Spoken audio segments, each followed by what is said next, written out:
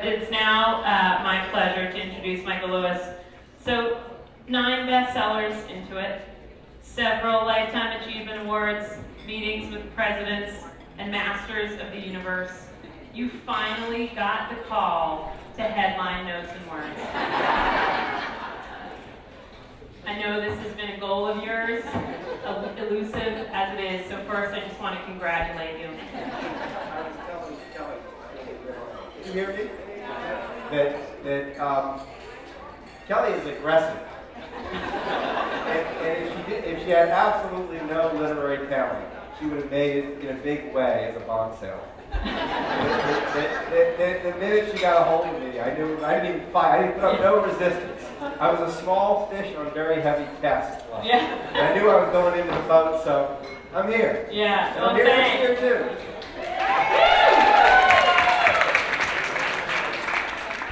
So I first saw your name attached to an article in the Sunday New York Times Magazine called Boombox, which was about TiVo. Do you remember writing this? Yes, Meg.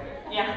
It was in 2000, and my husband worked for TiVo at the time, and he was sitting next to me, and he said, if you do nothing else today, you have to read this article. And he said you totally nailed the sort of mad scramble for the consumer that they were involved in, and the crazy ambition of Mike and Jim, the guys who started the company. And then he went on to say, but he goes so much further than that. You know, he has figured out this way to tuck this one story inside a larger trend or a larger moment in America. And the trend that you were tapping into was sort of the decentralization of everybody's consumer habits. And in fact, you predicted that there would someday be like a field hockey channel and another niche channel called the hemorrhoid channel. You're reminding me, I remember none of this. Yeah. It sounds great. It was really, really good. But I have since come to recognize this as sort of classic Michael Lewis, where you start with something really small, a person, a company, a former neurosurgeon with Asperger's, and then you tell this much larger tale that sort of implies a trend or names an American moment. And what I would like to know is, what part of the process do you like the best? Is it finding that crazy character? Is it spinning the narrative tale? Is it the research? Writing books, as you know, is a very sweaty, undignified process. It doesn't look like it's supposed to look. And there's rarely a moment when I'm working on a book where I'm not at some sort of level of panic about it. That's good to know. But the exception is there is a moment when you realize the story, it's sort of the moment you realize the story is so good that you can only screw it up, and you have a kind of, you cease to be ambitious for yourself, you become ambitious for the story, and you start to think, my job is not to get in the way of this thing. That's it. And that's the best moment. When you feel, when you get outside of yourself a bit, and you realize this isn't about my book. Right. This thing is so rich and interesting that I have an obligation to do it. And there's usually a kind of eureka moment. It's usually a moment where I go, oh my God, I now see. And maybe not so much with the magazine pieces, but certainly with the books. How far into a book could you be before the eureka moment comes and assures you that it's all going to be fine? I take a typical example that's relevant to here. So Moneyball. Yeah. A book about the Oakland A's. Rock on Oakland A's. Stay here, Oakland A's. Kelly is in the process of hijacking my movie premiere. Yeah. Yes. The movie of Moneyball is coming out in September, starring Brad Pitt. And if she has her way, it's going to be here. Yeah. So how does this is pretty typical the way a book comes together. So how does that start? It starts. I moved to Berkeley. I had interest in baseball, but I wasn't an obsessive fan. But I did notice that there was this team that had no money in my backyard that was winning many, many more games than they should. If the market for baseball players was efficient, the teams with the most money should buy the best players, and they just win all the time. And it wasn't happening. We had this great exception here. This team it was the poorest or next to poorest team in baseball was winning nearly as many games as the New York Yankees. And I just thought, that's odd. Yeah. So I went to go see the general manager of the Oakland A's, Billy B. And had 2 or 3 days it was during spring training in Arizona with him, where he said, you know, well, you ask a question kind of hoping someone would ask, that because the sports press doesn't really cover that. They don't think, they sort of like assume that everybody's kind of working with the same resources. They don't factor in this financial component. And he said, the answer to your question is that we have to sort of reinvent baseball. We have to think about it differently. We have to find ways that baseball is making mistakes in the way they value players or the way they play the game, so that we can do it better. You have a shot. So that's really, all of a sudden I think, that's maybe a magazine article on this. That's very interesting. That someone thinks they can take this game that's existed for 150 years and do it a different way. Rebuild the right? decks. So I spend the next 6 or 7 weeks just kind of marinating in the A's front office and getting to know the players and quickly figure out that the players have absolutely no idea that they are lab rats in a science experiment. They know that there's lots of weird things going on, like why are they asking me to play first base? I don't know how to play first base. Or why is everybody running so fast? Why do we not look like a baseball team? Right. And we look like a beer league softball team. Right. I mean, people knew, they understood that something was a little odd, but they didn't know. The front office didn't bother explaining it. So the eureka moment comes when I'm moving from player to player, trying to sort of get a sense of how they fit into the puzzle. And it was at the beginning of the baseball season, as we are now, and I'm in the A's locker room. And I was waiting for a player to come out of the showers. And the professional sports locker rooms are incredibly uncomfortable places to be, because the guys are naked. And add the fact that they're how uncomfortable you are with that. It's all very uncomfortable. And so, for the first time though, I saw the Oakland A's without their clothes on. And it was so disgusting. It was a baseball uniform covered so much. I mean, they hide. I need one of those. It hides so much. And I thought to myself, if you line those naked bodies up against the wall and ask an innocent observer what they did for it, no one would guess they were professional athletes. I mean, they were barely accountants. Right. You know, and so I had this thought. I thought, well, this is kind of strange how bad, just how unappealing it is, how unathletic it is. And I ran to the front office and I said, I saw you guys naked, and it was not a pretty sight. And the second in command of the front office, Paul DePodesta, said, that's sort of the point.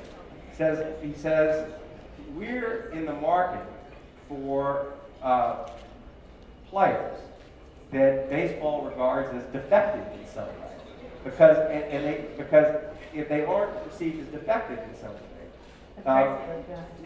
the market values them. We can't afford them.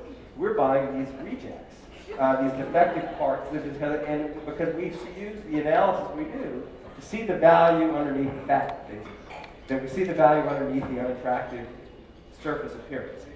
And I sort of thought, oh my God, when you think about, forget it's baseball, right?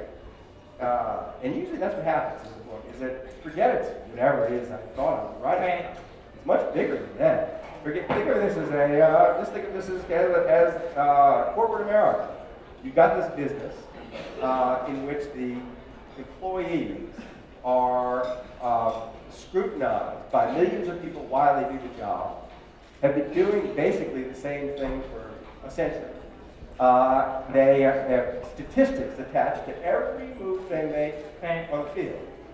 And yet, the market doesn't value the company. In fact, it so misvalues them that they can build this winning team out of putatively defective parts. And I thought to myself, if that could happen in baseball, where can it happen? And at that moment, I knew I had a story that had to be told about the way markets fail to value people properly. Yeah. And I could see how it applied to everything. And baseball was just going to be the case study. Right. And so, and so then I'm in a curious position in relation to the material. I'm thinking, I have an album, this is so good. It's so good. If I can pull it off, it could have a huge effect. So it creates that creates the energy to do the work. Right. Because I'm too lazy actually to do the work. Oh, I'm very lazy too. Are you? Yeah, that makes for good writers apparently. You're not lazy, no. You don't wear your laziness on your sleeve the way I do. No, wear it on my ass. Yeah. So speaking of Moneyball, they are making this movie and Brad Pitt's in it, and so I just want to know, did you meet Angelina Jolie, and will you be adopting internationally as of now? I met her. She's great. She is. Yeah, they're great. We went to. I took. This is the Us magazine portion of the evening, where we're going to gossip a little. It's all right. This is the deep part. Come on, friends. This is the part people remember. So they filmed here, and they filmed mainly in Los Angeles. But the movie people took over the Coliseum for, I don't know, 2 weeks at night, and they filmed from 10 at night to 4 in the morning kind of thing. And I took my 8, then 7 out to go see the film tonight. Dixie. I'm going to be reading about Dixie tonight, so this is a good training. And Dixie, we go to the field, and they're filming this very haunting-looking scene with Brad Pitt running around. The stands are empty. He's working out some problem in his head. He's just running around the field in the middle of the night. Is he naked or no? Checking. So he sees us. Yeah. He sees us, and he trots over and he sees I introduce him to Dixie, and he gets down on one knee and starts to talk to Dixie very sweetly. It goes on and on. So I just wonder. Does she have a sense of who he is? I mean, was she all flustered and freaked out? So he kind of, she's just talking to him. Yeah. And I get bored with the conversation. I kind of wander away. You're a man. You're straight. And then kind of a few minutes later, Dixie comes running over and clutches me in terror and says basically, "Who is that weirdo guy?" And to her it was just like this old guy who's trying to spending a little too much effort into talking. Yeah. But so that night, yes, the wife came as well, and Angelina was there. She seemed terrific. They're bright. They're funny. It's funny because it's not fair. He's supposed to be stupid. Yeah. Right? Yeah. And then that's what people have told me. They want. Yeah. Every now. And even people in Hollywood had said to me, "Oh yeah, but he's not a rocket scientist. He's incredibly bright." Yeah. And funny. So let me tell you what he did. So the first night I went to the set, Billy Bean, who Brad Pitt is playing, had been reticent in the extreme to get to engage with the movie theater. He's actually kind of shy in a funny way. Private, that's a better way to put it. He's private. And we were talking on the phone. And he says, "Are you going to go to the set?" He says, "Well, maybe I'll come too. If you'll come with me. You promise you'll come?" And I said, "Yeah, okay, all right." They're in his stadium, His office right there. Brad Pitt's playing him. Brad Pitt's playing him, and he don't have anything to do with it unless I go with him. Kind of hold. And so he shows up, and I guess Brad Pitt. Well, someone got wind he was coming because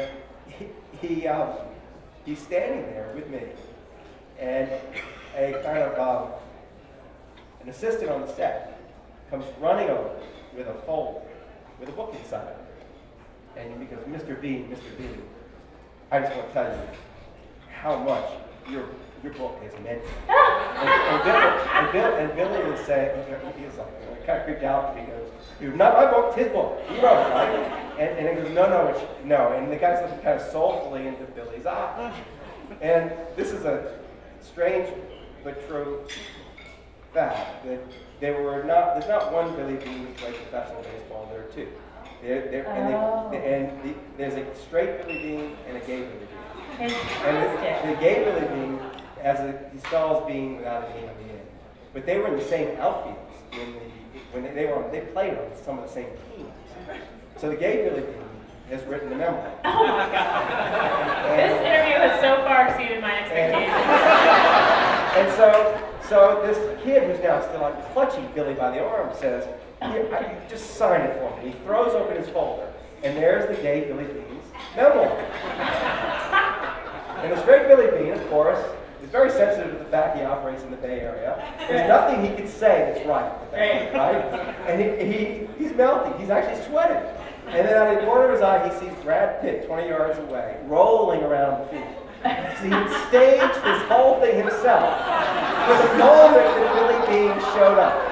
That is so great. So that's actually pretty much who this guy is. Right. So now I love Brad Pitt. So I mean, that's opposed to before. Yeah. That's no, that's before I was like warm on him. Before I got kicked into the curb. Glad I could ease you into that. Yeah. Now I think I might go for it. That's right. So, Angelina, speaking of wives, you have a super smart, super hot wife who used to be on MTV. Yes. My husband crafted this question.